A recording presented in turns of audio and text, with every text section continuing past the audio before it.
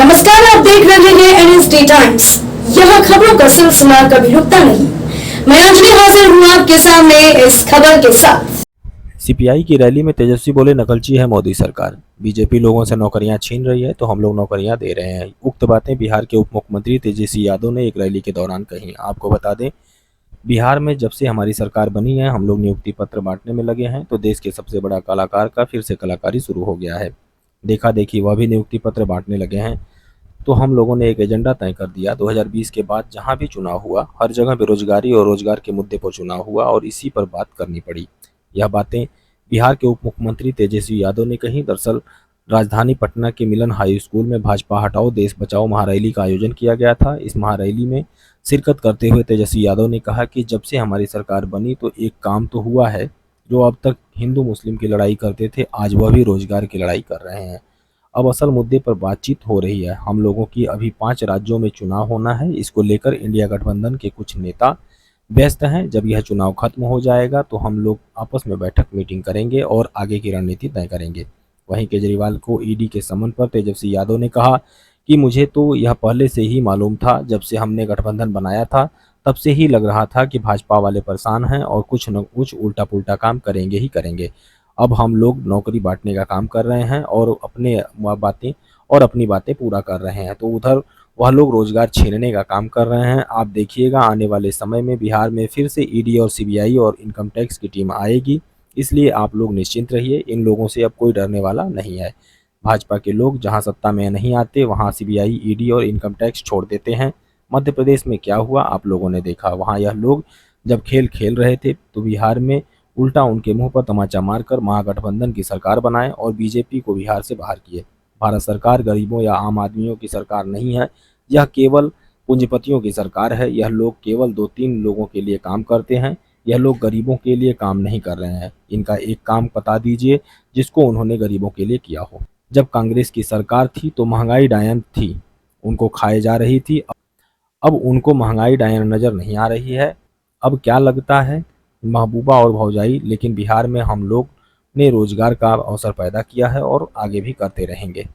ये देश की जरूरत थी, लोगों की मांग थी कि लोकतंत्र को बचाने के लिए, देश के संविधान को बचाने के लिए सभी विपक्षी लोगों को गोलबंद होना होगा। और वही अगस्त क्रांति के दिन पिछले साल हम लोगों ने फैसला किया, लालू जी ने, नीतीश जी ने, कि मिल करके महागठबंधन बना करके इन भाजपा लोग को बाहर करेंगे। और यही नहीं, बिहार से तो किया ही किया, और मिल करके सभी देश भर के विपक्षी लोगों को गोल बंद करके इनको देश के सत्ता से भी दूर करने का काम करना है। और इस रैली का उद्देश्य भी, देश में किसान परेशान है, मजदूर परेशान है, गरीबी है, हाहाकार है, और केवल सरकार जो है ये गरीबों की, आम आदमी की सरकार नहीं है भारत सरकार। ये केवल पूंजीपतियों की सरकार है। केवल 2-3 लोगों के लिए लोग काम करते हैं, गरीबों के लिए काम नहीं कर रहे। एक काम बता दीजिए, अगर भाजपा के लोगों ने किया हुआ तो किया।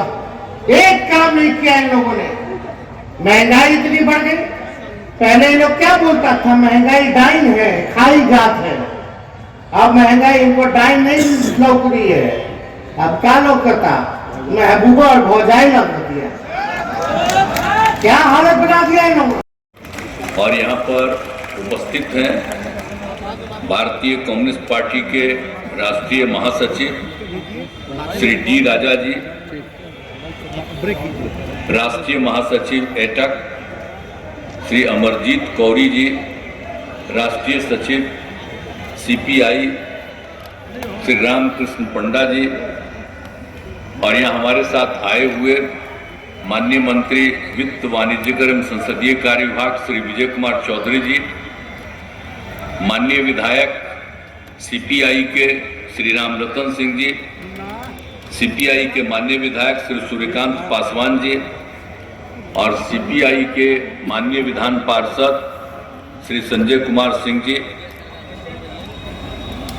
राष्ट्रीय परिषद सदस्य सीपीआई श्री ओम प्रकाश नारायण जी, राष्ट्रीय परिषद सदस्य सीपीआई श्री प्रमोद प्रभाकर जी, सीपीआई के वरीय नेता जनाब एम जब्बार आलम साहब, महासचिव भारतीय खेत मजदूर यूनियन श्री गुलजार सिंह गौरिया जी, और यहाँ उपस्थित हैं जनता दल यू के प्रदेश अध्यक्ष श्री उमेश सिंह कुशवाहा जी और जनता दल यू के माननीय विधान पार्षद श्री संजय कुमार सिंह उर्फ संजय गांधी जी और सीपीआई के पूर्व विधायक श्री रामनरेश पांडे जी, और यहाँ उपस्थित सभी सम्मानित नेतागण, सभी जनप्रतिनिधिगण, विशिष्ट अतिथिगण और आपके कार्यक्रम में उपस्थित प्रिंट एवं इलेक्ट्रॉनिक मीडिया के पत्रकार मित्रों, छायाकार बंधुओं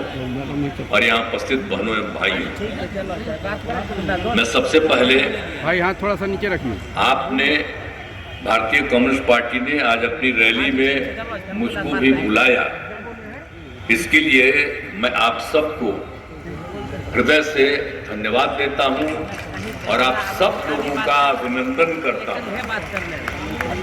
आज जो केंद्र में सरकार है उसकी आजादी से कोई लेना देना नहीं, और देश में आजादी की जो लड़ाई हुई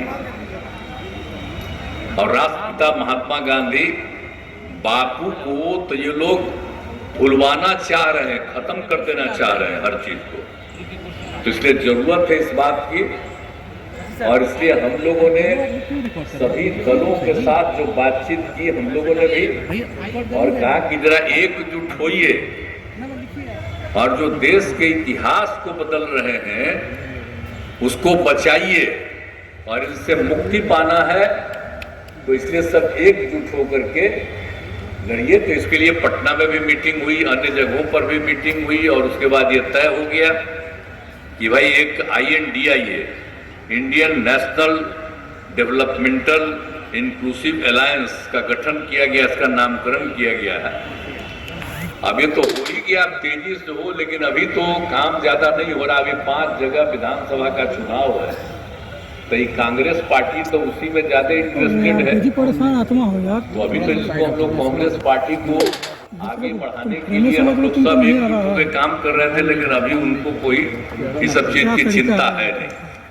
अभी तो लगे हुए हैं 5 राज्य के चुनाव, इसलिए 5 राज्य का चुनाव होगा, उसके बाद अपने सबको बुलावेंगे। आजकल कभी कोई चर्चा नहीं हो रही, तो चलिए अब जो कुछ भी होता है, हम तो देश को एकजुट करने के लिए और देश के इतिहास को ये लोग बदलना चाहते हैं, उसको ठीक करने के लिए, और इनसे जो आज है शासन उनसे मुक्ति के लिए कर रहे हैं, तो आगे भी हम लोग करेंगे। अभी 5 जगह का विधानसभा का चुनाव हो रहा, उसके बाद ही फिर बैठ करके जो कुछ भी होगा। लेकिन आप लोगों ने आप समझ लीजिए कि आज बैठक बुलाए हैं, आप भाजपा वाला तो कर ही न रहे हैं, हिंदू मुस्लिम में भी झंझट करने की कोशिश कर रहे हैं। एक बात अच्छी तरह जान लीजिए, हिंदू मुस्लिम में कोई झंझट नहीं है, लेकिन ये लोग कुछ न कुछ लगाए रहता है कुछ लोगों को उल्टा पुल्टा, और हर कम्युनिटी में लगा करके उल्टा पुल्टा। आजकल जहां भी घटना होती है, पहले तो बहुत घटना होती थी, अब कितना हम 2007 से कंट्रोल किए बिहार में, तो आजकल भी कोशिश करता है इधर उधर करने का। इधर जान लीजिए सब कोई बात नहीं, और मुस्लिम लोग और हिंदू लोग कहीं झंझट नहीं हो रहा था, लेकिन आजकल कुछ न कुछ वही लोग करते रहता है। तो इसीलिए ये तो हम सब लोगों को अनुरोध करते हैं कि भाई कोई झंझट नहीं, अरे हिंदू हो मुस्लिम हो, कोई धर्म को मानने वाला हो, वो सब तो एक है ना, तो पूरे देश को तो एकजुट करना है ना।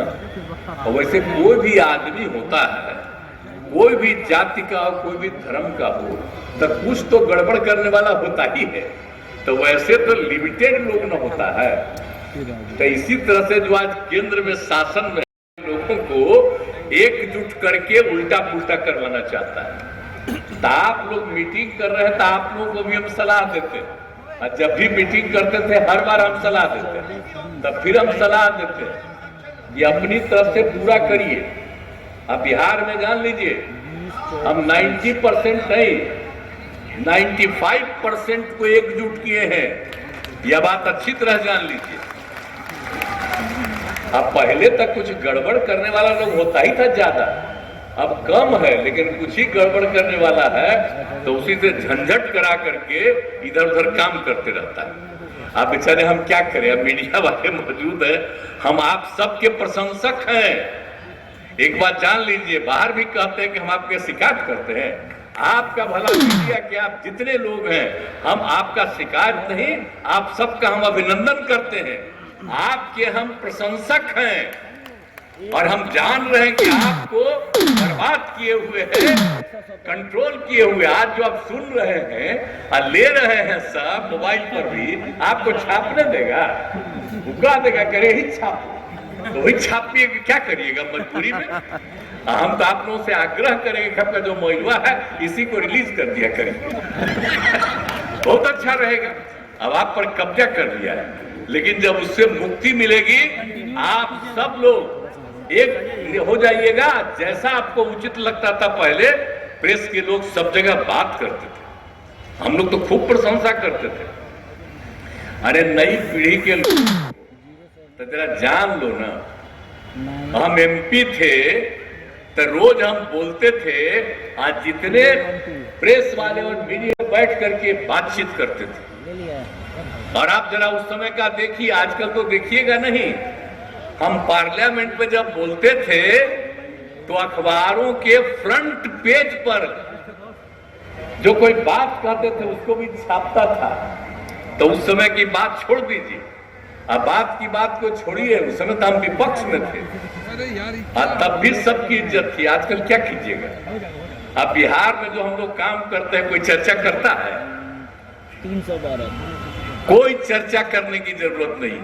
और जब कोई बोलेगा, हम लोग 6 पार्टी एक साथ हैं, इसी में एक को छोड़ के बाकी थोड़ा बहुत करता है तो उसका तो थोड़ा बहुत छप जाता है। सीपीआई सीपीएम माले का नहीं, एक आध लोगों का तो कुछ छाप देता है, लेकिन जो इन लोगों की आप लोगों पर नियंत्रित करके ये करता है तो छोड़िए ना, आप जो करिएगा। हम तो आपके पक्षधर हैं, तो आपको चिंता हम नहीं करते हैं, आपकी हम तारीफ करते हैं। तो हम जो बात कह रहे हैं, अब बिहार में जितना काम किया जा रहा है उसको छापता है जी।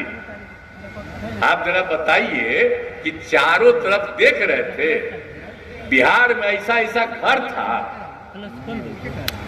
बोलिए, और जाने का रास्ता था, बिजली था, तो सब हम ही लोग ने करवाए हैं।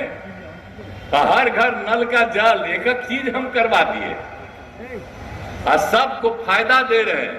लड़की नहीं पढ़ती थी, उसको पढ़ने का इंतजाम करवाए और उसको साइकिल, लड़की को साइकिल दे रही थी सरकार। अब उसका बाहर का लोग आकर के दूसरे राज्य का देश का देखा, कहा बड़ा अच्छा काम किए। तो उस समय में तो आप ही लोग ने चर्चा करके एक बात बताए थे, लेकिन आजकल जितना कम्मा पहले का किया गया है, आप उसको चाहते हैं कि लोग भूल जाए। और जो काम नहीं करते हैं रोज बयान देते हैं। आप तो अभी चलिए ना, अगला बार कार्यक्रम में होगा उस दिन कहेंगे कि वो लोग कितना लोगों का बहाली करते हैं, कितना ज्यादा आप लोग खूब छापते हैं, हम लोग कितना ज्यादा का बहाली करते हैं। उसका तो थोड़ा सा न्यूज छपेगा और कहीं नहीं छपेगा। तो एक तरफा जो कब्जा कर लिया है, इसलिए हम सबको एकजुट कर रहे हैं, एक साथ मिलके पूरा मजबूती के साथ और बुलंदी के साथ लड़िए। सीपीआई के साथ मेरा आज का रिश्ता है जी, बहुत पुराना रिश्ता है, आप लोग नहीं जानते थे। आपका पटिया भले ही सपोर्ट नहीं किया, लेकिन हम जब एमएलए का चुनाव लड़े, आपको मालूम है 1987 में हमारे एरिया में सारे सीपीआई सीपीएम के लोग हमको मदद कर रहे थे। आप समझ लीजिए, तो हमारा रिश्ता तो बहुत पुराना है, पूछिए ना, आप लोगों के साथ हमारा रिश्ता बहुत पुराना है। अब आपकी इज्जत हम करते ही रहेंगे, तो हम तो हमेशा करेंगे। अरे हम लोग सोशलिस्ट हैं, तो कम्युनिस्ट और सोशलिस्ट सबको एकजुट करके एक नीति पर चलना हम लोगों का मुख्य उद्देश्य है। आगे के लिए ये इस कड़ी में बस इतना ही। ताजा तरीन खबरों के लिए बने रहिए एनएसडी टाइम्स के साथ। मुझे इजाजत दीजिए, नमस्कार। अगर आप ये वीडियो फेसबुक पर देख रहे हैं तो हमारे पेज को फॉलो करें, और अगर आप ये वीडियो यूट्यूब पर देख रहे हैं तो हमारे चैनल को सब्सक्राइब करें, और आगे आने वाली वीडियोस को देखने के लिए नोटिफिकेशन के आइकन को प्रेस करें।